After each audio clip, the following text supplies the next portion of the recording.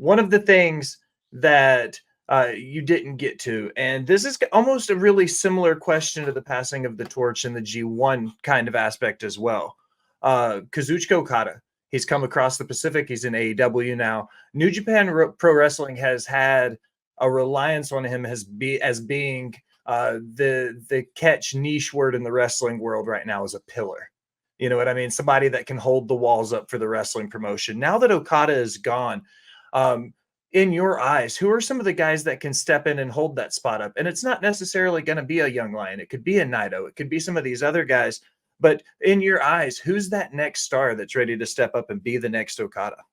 You know, I don't believe there will ever be another Kazuchika Okada as long as we live. Kazuchika Okada is one of a kind, and there's a reason he had the success which he did in New Japan Pro Wrestling. There's a reason that he had the company backing which he did in New Japan Pro Wrestling and capture the hearts of a lot of fans. And whether he still retains those hearts in All Elite Wrestling or not is none of our business to talk about today.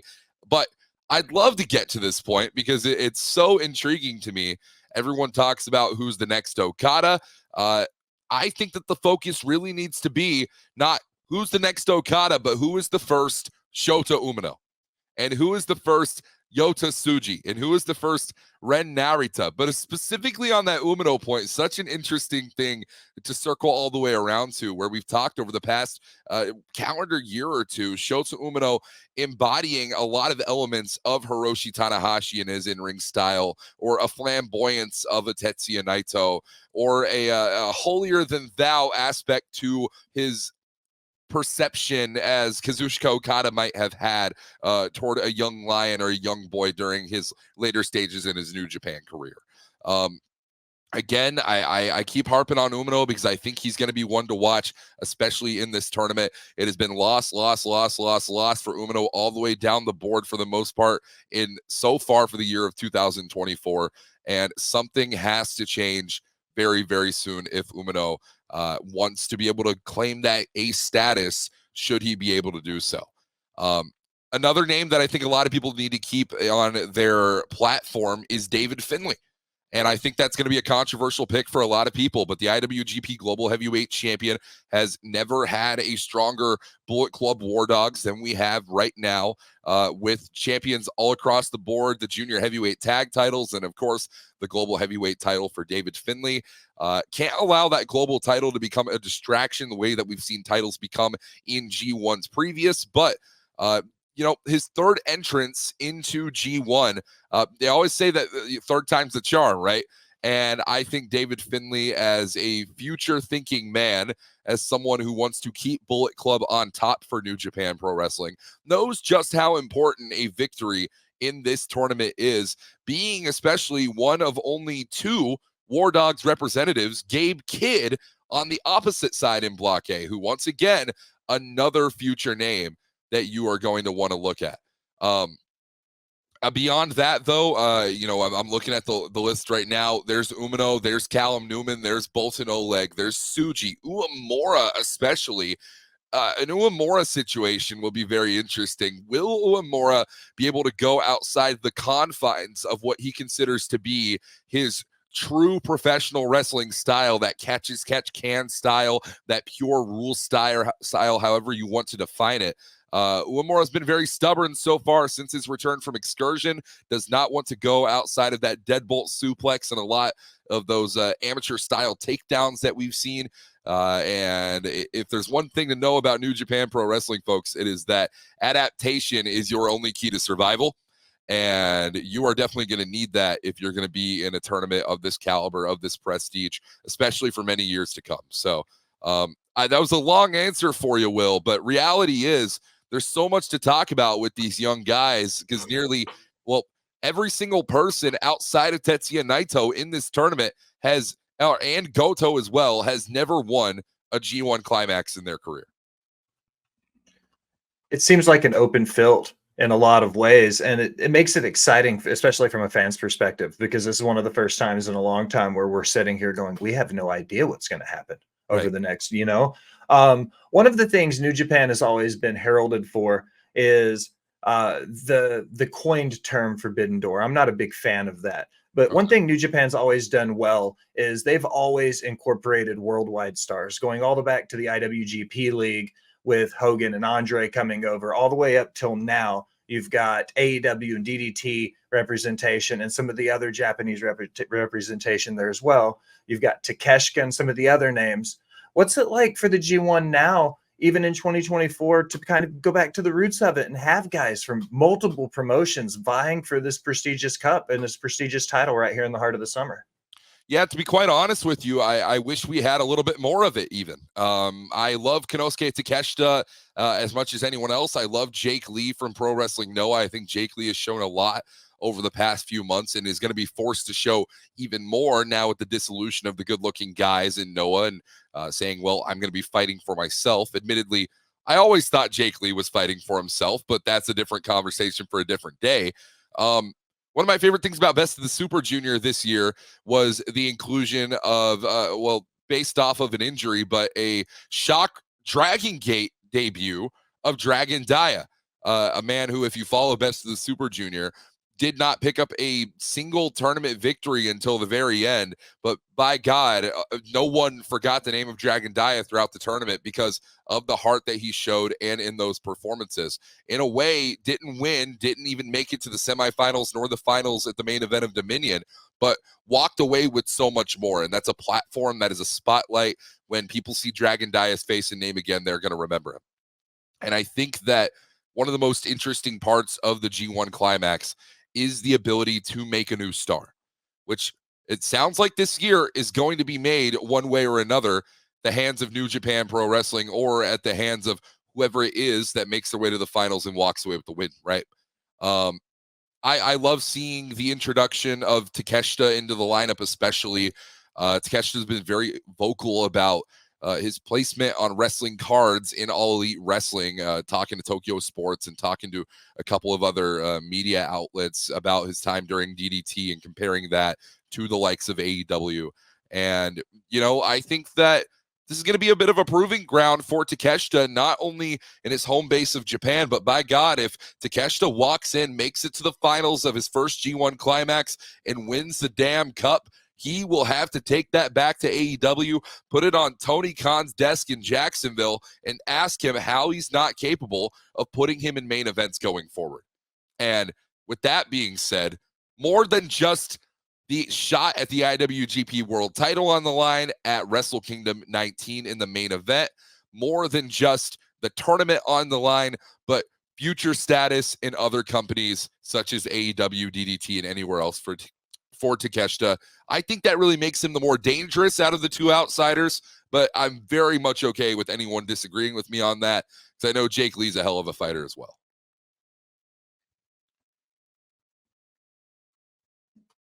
Great answers. There's never a wrong answer, but like when you get it, you get it. I'm sitting here writing down timestamps, and every 10 seconds, I'm like, okay, that's another great quote.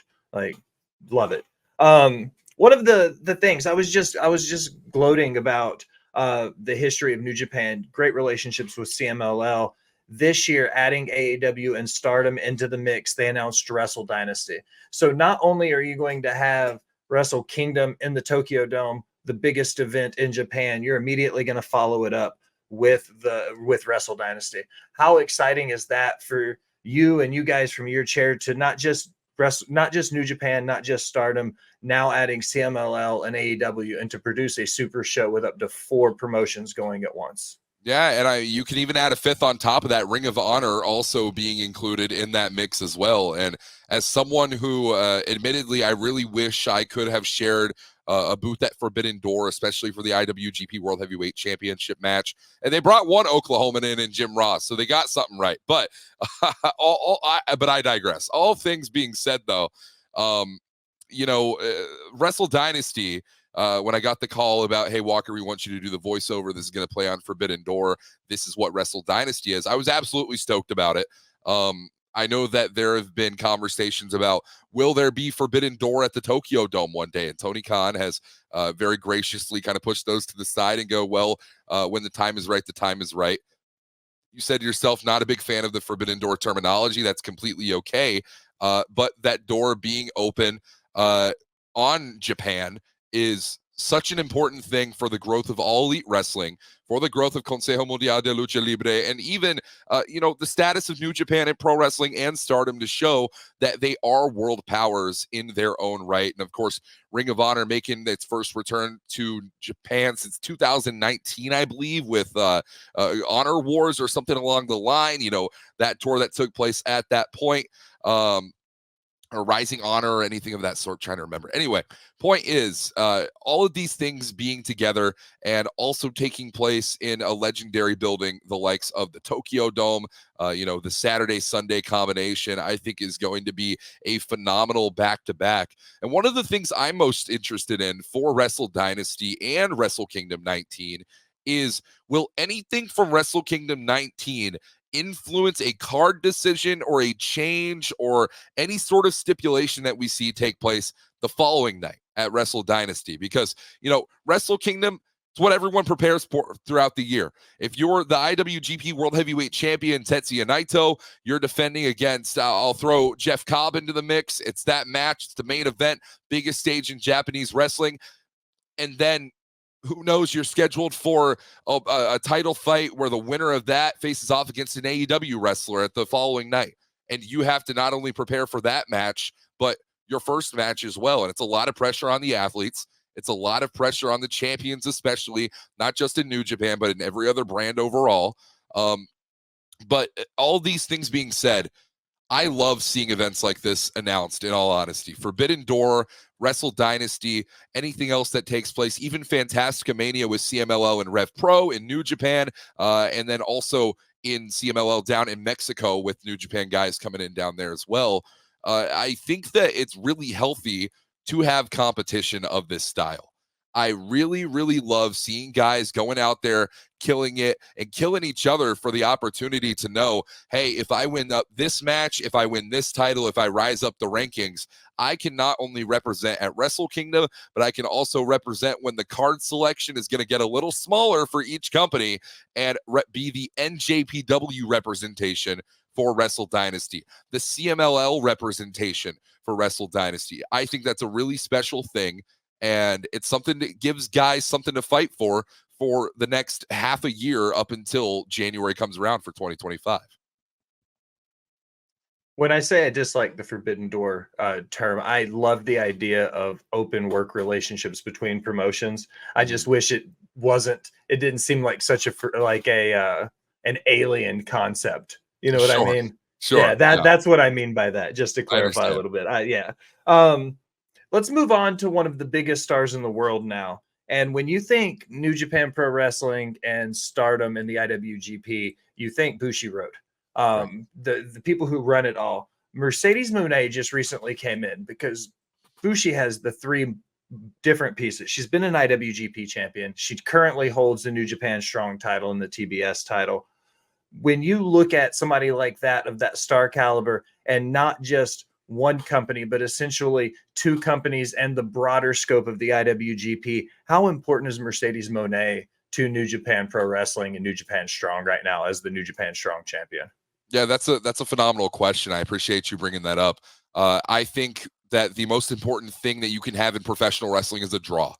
Simple as that. Someone who is capable of selling tickets, putting butts in seats, and making sure people stick around for the entirety of an event.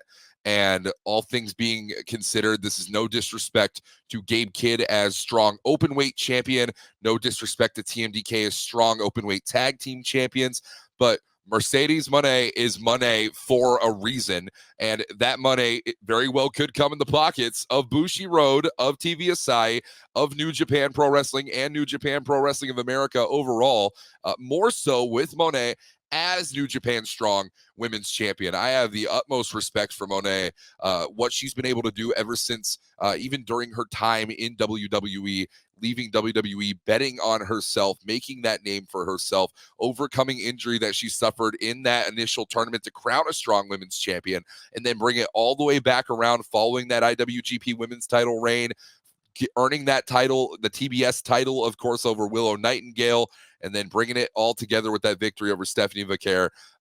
I absolutely see Mercedes Mone as a phenomenal asset to New Japan Pro Wrestling, and I'm very hopeful that we get to see a little bit more Mone around New Japan Pro Wrestling proper. One of the things that the IWGP did recently that changed a lot of the status quo, as it were, was they introduced the IWGP Women's World Title. Having Stardom in the past, but specifically dedicating an entire women's division with the IWGP. What was that like with the history and the heritage that comes with the company, and for them to decide, okay, it's time to put a stamp on it and give a dedicated division in the IWGP to women? How do you think about that? And how do you feel about that? I definitely think that there is been a missed mark in certain ways. And I mean this with all due respect to the powers that be in New Japan Pro Wrestling. I'm very grateful for what I have and what I get to do there. But sometimes there are things that happen in this world that feel that they happen just to happen, that there is no true thought and passion and feeling put behind it. And there are times where you can look at the IWGP Women's Championship and feel that in certain ways from a New Japan Pro Wrestling perspective. And what I mean by that is, yes, the IWGP Women's Championship is showcased in a variety of ways in Stardom. And I think that's absolutely phenomenal. And yes, the International Wrestling Grand Prix and the IWGP board does expand beyond New Japan Pro Wrestling and into the Stardom region with the acquirement by New Japan Pro Wrestling, Stardom now being a subsidiary. Reality is, though, it would be wonderful to see the IWGP Women's Champion Mayu Iwatani on New Japan Pro Wrestling tours. We have not seen the IWGP Women's title defended or even the champion at all since February of this year. It was the New Beginning series in Sapporo. And I mean, it was a great match that those two women had to defend that title for Iwatani. But we had not seen any buildup on any part of the tour prior to that. While we would hope that there is intersection between New Japan Pro Wrestling and Stardom fans, and for a lot of cases there are also some of these smaller towns that we hit that absolutely do not have that crossover appeal whatsoever. I think that the actual act of having a women's division with the IWGP branding is incredible. I think it's necessary. I think that it is something that should be encouraged further by New Japan Pro Wrestling, by matchmakers that be. But I also think that it is something that should not just exist for the sake of it existing, but rather should be something that is done with intention, done with purpose, done with good in the heart to be able to really display, I guess what I'm trying to say, the prominent and incredible female talent that exists in the country of Japan on the larger stage that is New Japan Pro Wrestling proper. But all that being said, I do love the IWGP Women's Championship concept and the fact that it exists. I have so much respect for Mayu Iwatani as a champion, Kairi Sane, Mercedes Moné, all these people who have held this title. I just would like to see it in contention more often. I was